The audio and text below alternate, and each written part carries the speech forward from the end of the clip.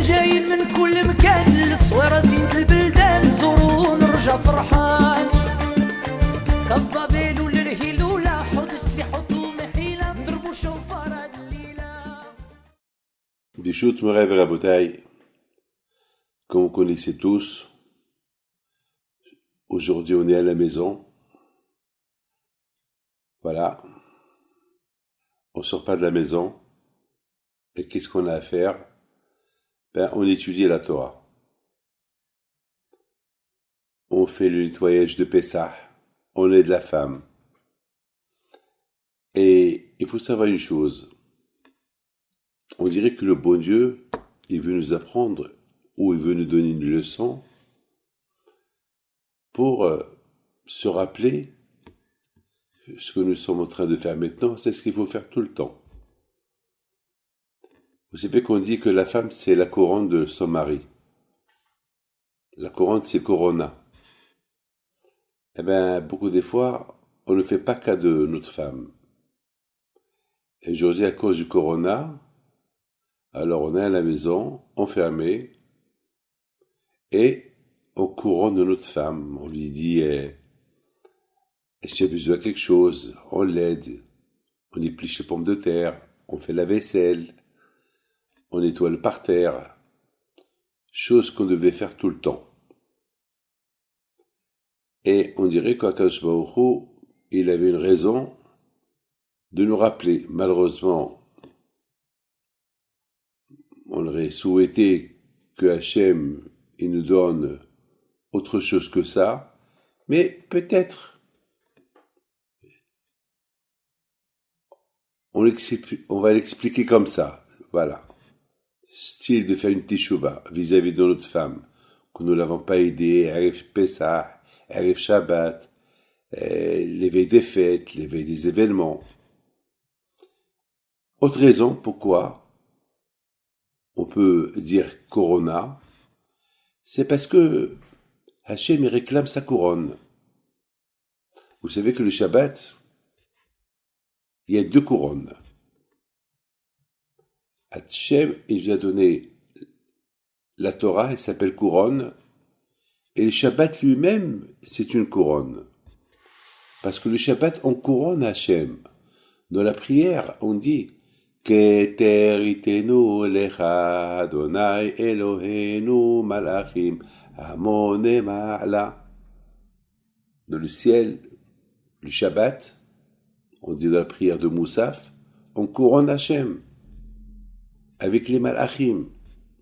Et toi, Israël, tout le monde entier, on couronne Hachem. Comment on couronne Hachem? Est-ce qu'on voit comment on couronne Hachem? Ben, le fait qu'on respecte Shabbat, ça s'appelle couronner Hachem. Le fait que j'écoute Hachem, Hachem c'est le roi. Il nous a dit respectez Shabbat, ne travaillez pas Shabbat, restez à la maison Shabbat. C'est un ordre du ciel. Un roi on écoute. Alors le fait qu'on respecte Shabbat, ça s'appelle couronner Hachem, avec les malachim là-haut. Alors Hachem, il nous fait un rappel, couronnez-moi. Et on sait très bien qu'aujourd'hui, tout le monde parle de Mashiach. Il y a un lien entre Mashiach et Shabbat.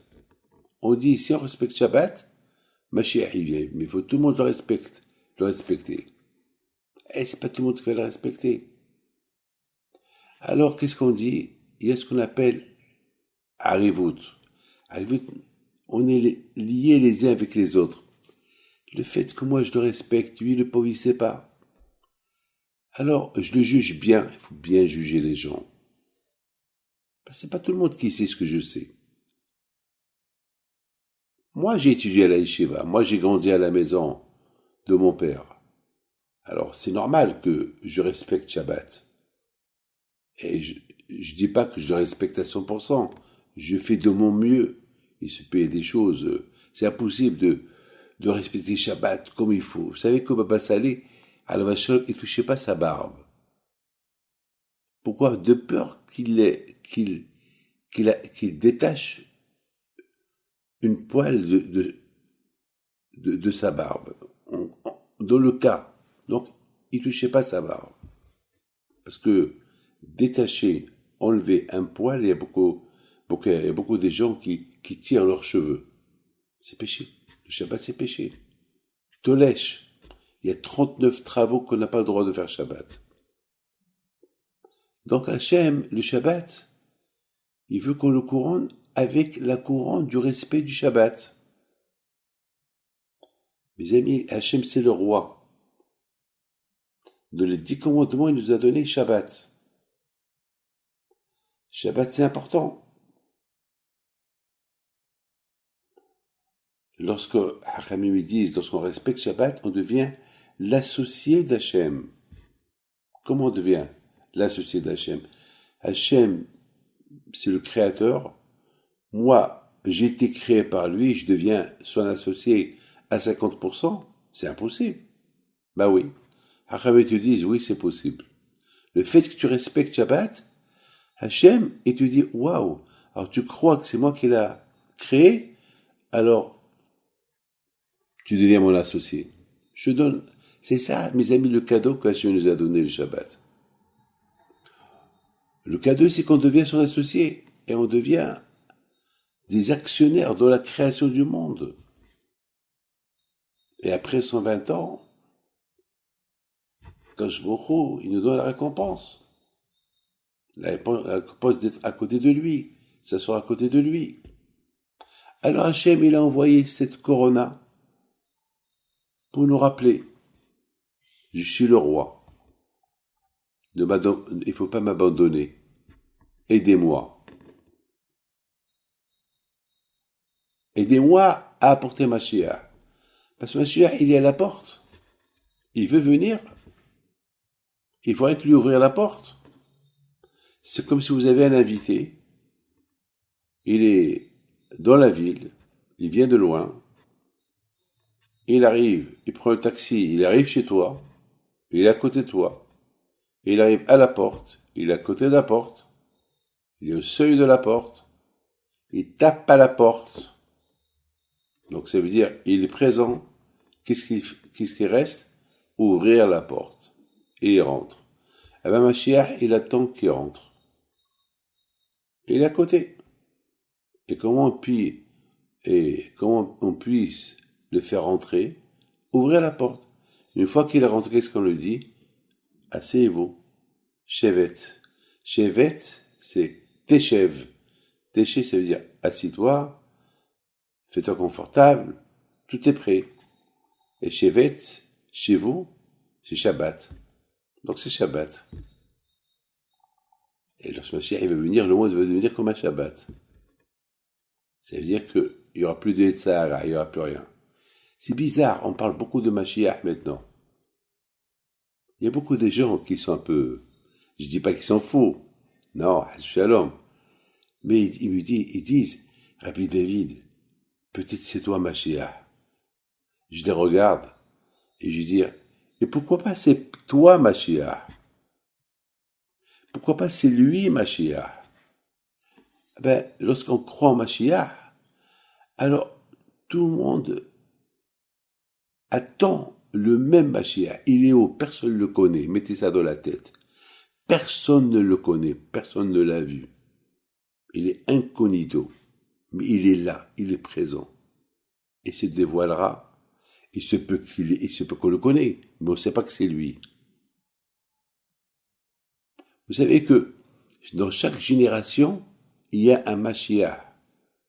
Vous savez, on dit que Rabbi Haim Vital, il y avait le potentiel d'être Mashiach. Rabbi Haim Ben Attar, il y avait le potentiel d'être Mashiach. Le roi Haim HaKadosh, il avait le potentiel d'être Mashiach. Il y a beaucoup de tzadikim qui avaient le potentiel d'être Mashiach. À notre génération aussi, mais on ne le connaît pas. Mais il est là, il est présent, il se promène. Je vous raconte une histoire. Une fois, il y avait Rabbi Shua ben Levi qui rencontre Eliyahu Navi. Il lui dit, Mataika Timor, quand quand il va venir Mashiach? Il lui dit, va lui demander à Mashiach. Va lui demander. Pourquoi tu me demandes à moi? Demande à Mashiach lui-même. Il dit, Mashiach, mais il est où?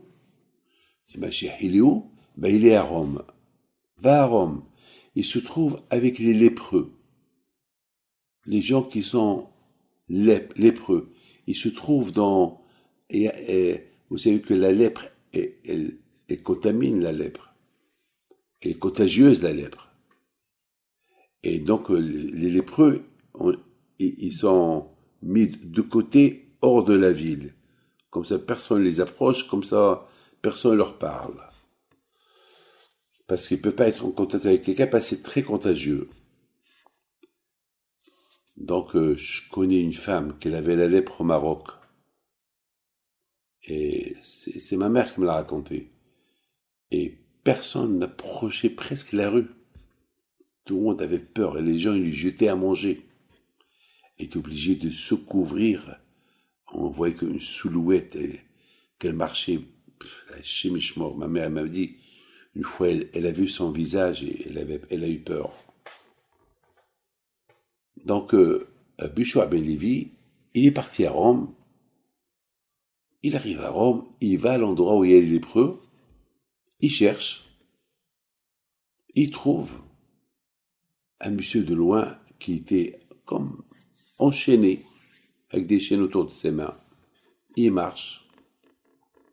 Il a compris que c'est lui, Mashiach. Il va vers lui. Il dit, Rabbi, et Matai Ka Timor, quand tu vas venir délivrer les bénis Israël? Il lui dit, Hayom, aujourd'hui. Bishua Ben Levi, il a prié à Hachem, il a fait le Shem Meforash avant les tzadikim, comme il y a un Navi. Vous savez, il y a un Navi, il se déplace d'un endroit à l'autre en une seconde. Imaginez-vous qu'il y a 50 Brit Mila dans le monde, en Australie, à Los Angeles, vous savez, les quatre coins du monde. Comment il fait? Eh ben, c'est comme un malach. En une seconde, il est partout. En une seconde, il est partout. Et c'est, chez les tzadikim, ils n'ont pas de temps. Il y a beaucoup d'histoires sur Baal Shem Tov, qui voyageait d'un endroit à l'autre avec le Shem Meforash. Il y a Arizal Akadosh, il y a Rabbi Haim Vital. Il y a aussi des histoires sur Rabbi Haim Pinto. Il allait à Meknes de Essaouira en quelques secondes. Comment il fait 1000 kilomètres aller-retour, on ne sait pas. Enfin, vous savez, aujourd'hui, mes amis, écoutez bien, on appelle l'Australie. Après quelques secondes, déjà, le monsieur de l'Australie répond. Comment ça se fait? Bah, c'est des ondes, c'est pas satellite, ah ben, mes amis, je peux aussi transformer mon corps à aller à gauche, à droite par satellite, je sais pas moi, avec je sais pas,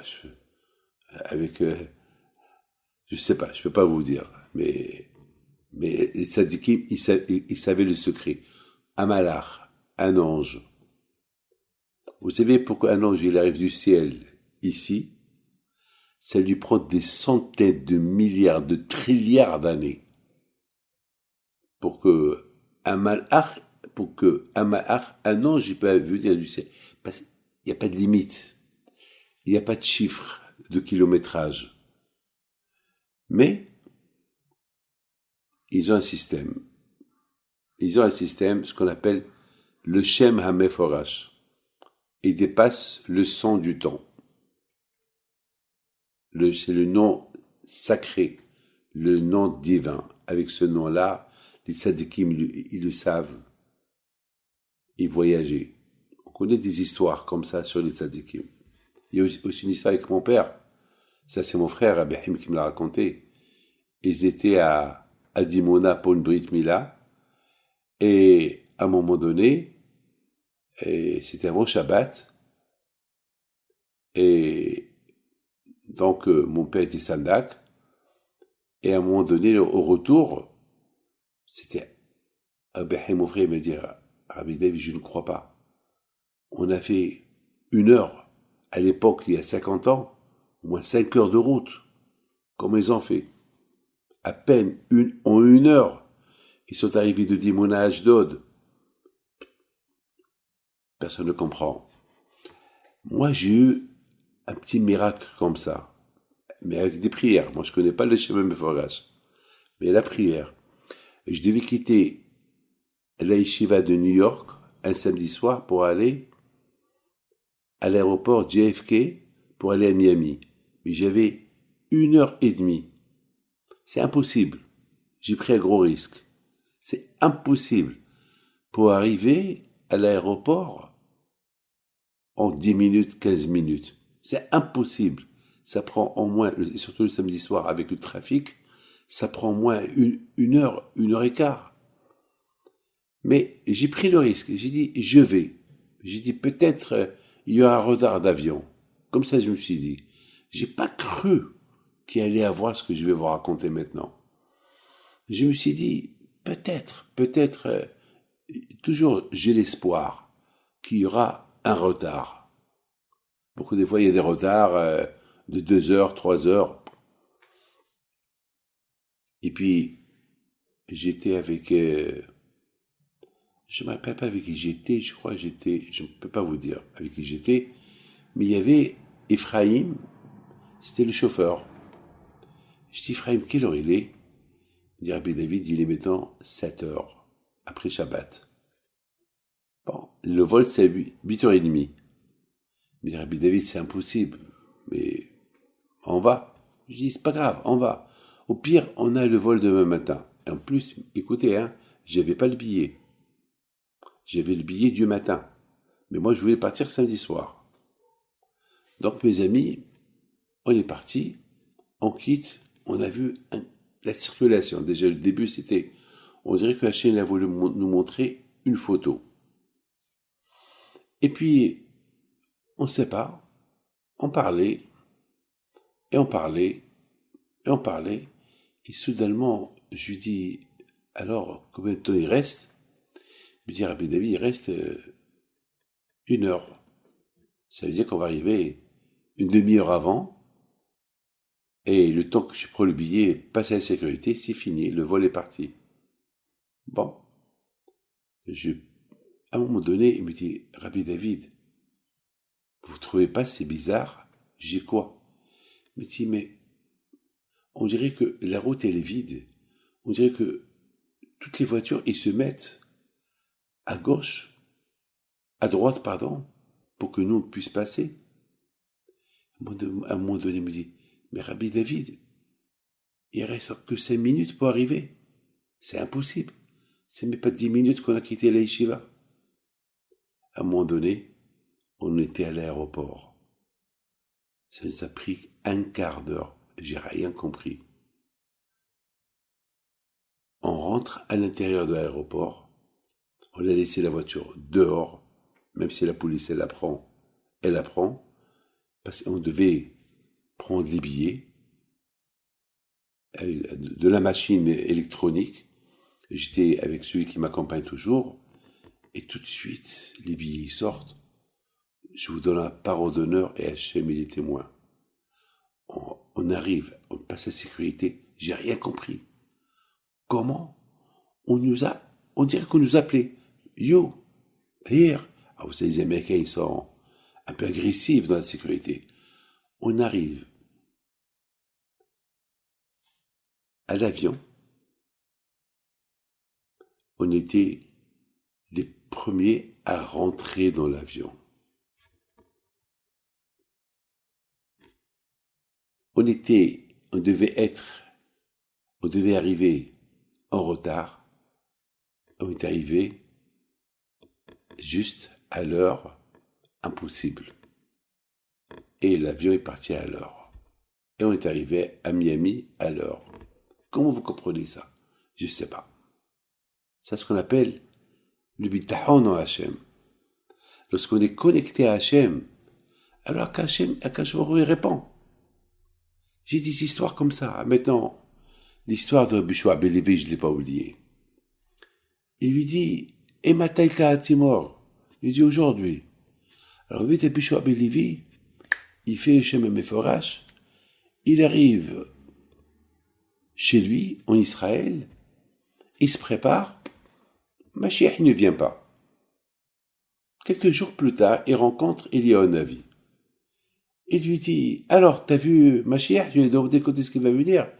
Il a dit, oui, je l'ai vu, et je lui ai demandé, mais il m'a pas, il m'a pas dit la vérité. Il m'a dit quelque chose qui n'est pas vrai. Il dit quoi? Je dis parce que je lui ai demandé, quand est-ce que tu vas venir? Il me dit, Hayom. Et voilà, déjà, ça fait quelques jours qu'il n'est pas venu. Il dit, non, t'as pas compris. Il t'a dit, Hayom, imbekolo tishma'u. Aujourd'hui, si vous écoutez sa voix, c'est-à-dire que Mashiach, il vient lorsqu'on écoute sa voix. Et quand est-ce qu'on dit cette phrase-là? Hayom imbekolo tishma'u, al takshu levavchem kimriba, ki yom alsa bamidbar, ashenisuni avotechem, behanuni gamra opa'u le'arba'im shana. Ça, c'est mes amis, c'est le mismo qu'on lit le Shabbat. Ça veut dire que, comme ça, moi, j'ai expliqué. À Mashiach, il peut venir Hayom. Il peut venir n'importe quel jour que on a fait Teshuvah. Mais, qui va causer la venue de Mashiach? Hayom. Hayom Shabbat. Le jour du Shabbat. Lorsqu'on respecte Shabbat, c'est le jour que personne ne travaille. C'est le jour que tout le monde couronne Hachem. Alors ce jour-là,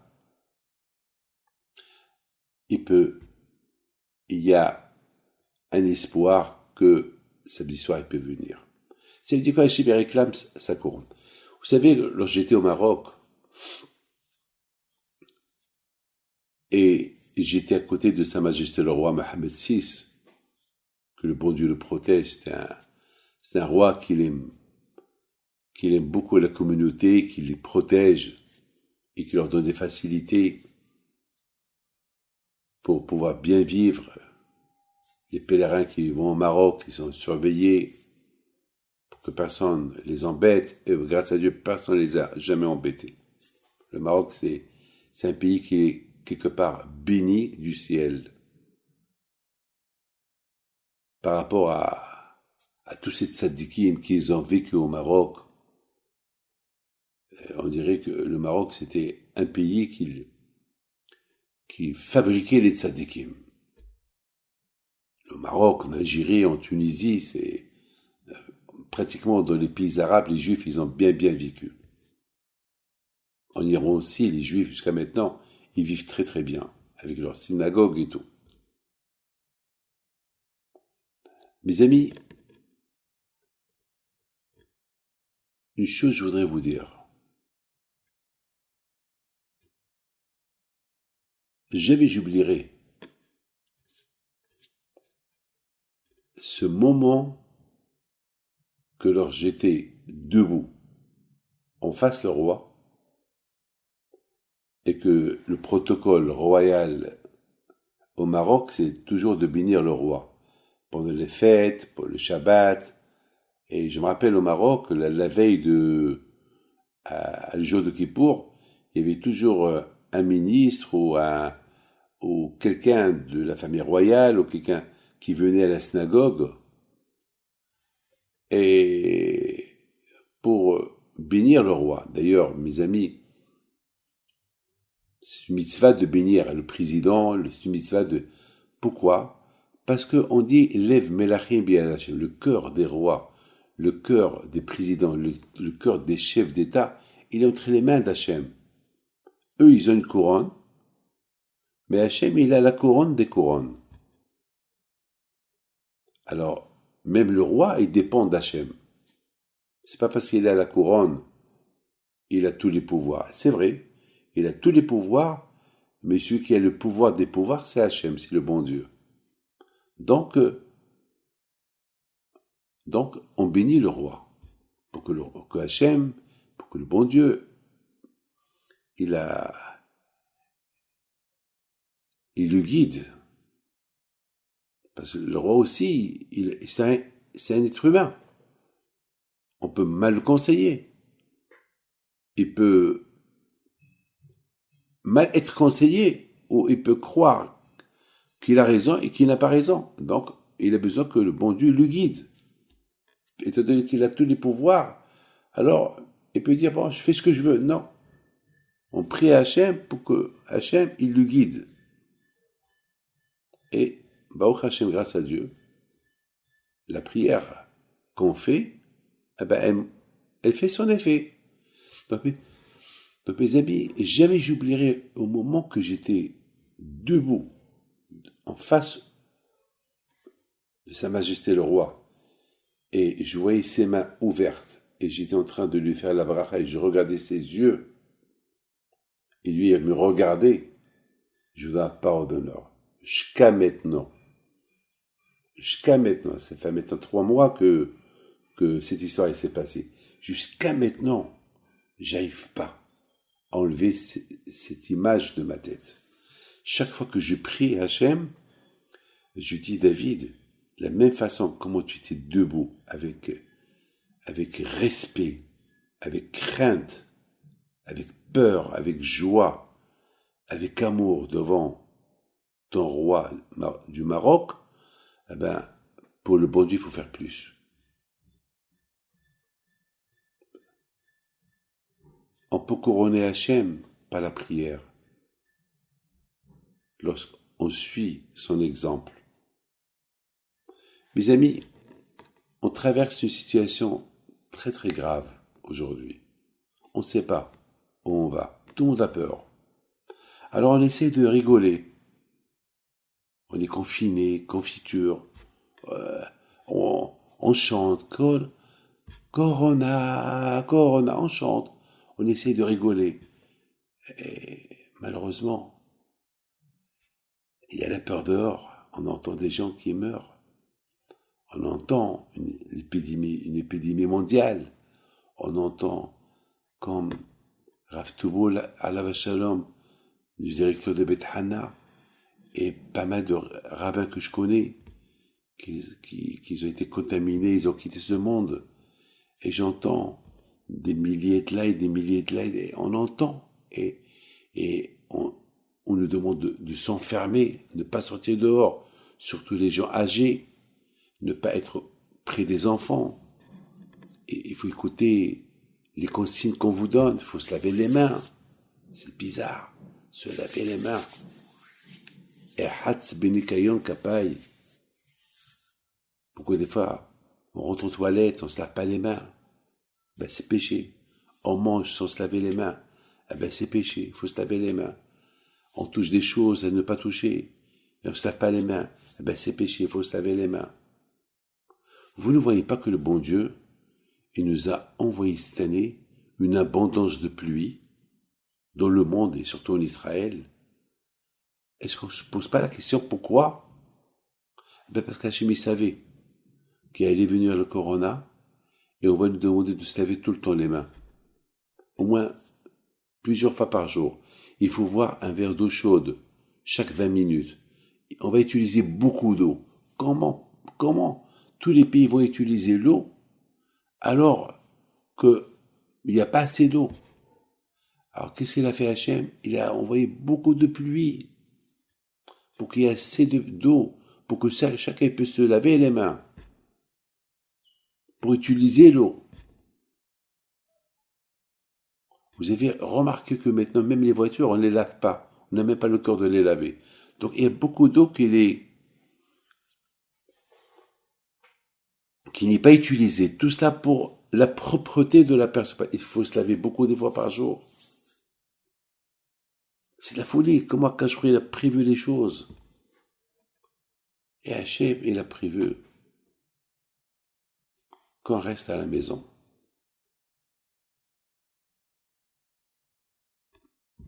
Alors que, faire quoi? Comme je vous ai dit, couronner Hachem. Hachem nous a donné le temps à faire Hishvon Nefesh, à prendre des mesures de sécurité personnelle. Hachem, il a voulu qu'on réfléchisse. couronner Hachem. Et bien sûr, ne pas perdre le temps. Il faut prier. Il faut implorer Hachem. Be'oska, avec force. Malheureusement, il y a encore des jours qui viennent avec l'aide d'Hachem, que ces jours-là, Be'ez Hachem qui vont venir, vont être bien, Be'ez Hachem. On va faire Pitoma Kitoret, on va prier Hachem, avoir l'espoir, les Shu'atra qui évitaient Hachem. J'ai un espoir en toi, Kadosh Baruch Hu. Les Shu'atra, je pense qu'à toi, Hachem. On voit beaucoup d'eau, on utilise l'eau, on se lave les mains, on boit du thé, on boit... Et l'eau représente la Torah, Ve'emaïm et la Torah. Comme que l'eau qui stagne, il pourrit, il n'y a que l'eau qui court, l'eau courante. C'est ça qui est bon. Lorsqu'on veut prendre un verre d'eau, on ouvre le robinet et il y a de l'eau courante.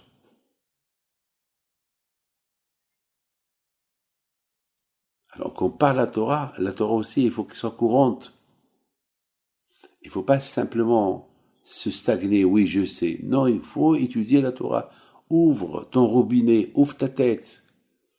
Et je vous conseille, mes amis, de lire beaucoup les histoires des tzadikim pendant que vous êtes à la maison.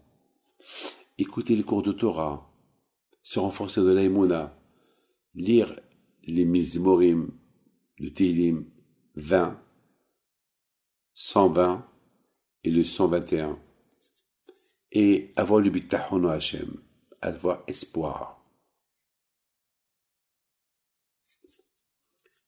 Mes amis, que le bon Dieu vous protège, que Akadosh Baruch Hu, il fasse que on ne perd pas le temps. On va trouver le temps pour décider tous, Be'ez Hachem, à couronner Hachem. Que le bon Dieu vous donne une longue vie. Avec l'aide de Dieu, j'espère que chacun de vous reconnaît le beau travail qu'elle fait Torah Box. Bien sûr, ils aident, surtout maintenant ces moments-là durs, difficiles, qu'on ne trouve pas assez de moyens aujourd'hui parce que personne ne travaille et chacun veut économiser son argent. Donc bien sûr, c'est important de leur venir en aide pour pouvoir préparer leur colis de Pessah qu'ils ont l'habitude de distribuer tout le temps et pour pouvoir payer les frais qu'ils ont. Que le bon Dieu vous protège à vous tous ceux qui les aident. Et une chose, je dois vous dire, ne pas perdre le temps. On dirait que le bon Dieu nous a donné un temps, puisqu'on est à la maison, on est tous enfermés, on est tous emprisonnés à la maison. Alors, faisons de ces moments extraordinaires qu'il y a la peur dehors, mais il y a la protection à l'intérieur. On a la Torah, on a la mezouza, on a nos enfants, on a nos femmes, nos shtambaït, on a nos parents. On va bien se comporter à l'intérieur de notre petit royaume qui s'appelle maison. Et on va faire de cette maison, si Dieu veut, de tout ce qui va se passer dans cette maison, une couronne pour le bon Dieu. Mes amis, on combat Corona avec la Emouna. Je répète, on combat le Corona avec la Emouna. Que le bon Dieu vous protège. Amen.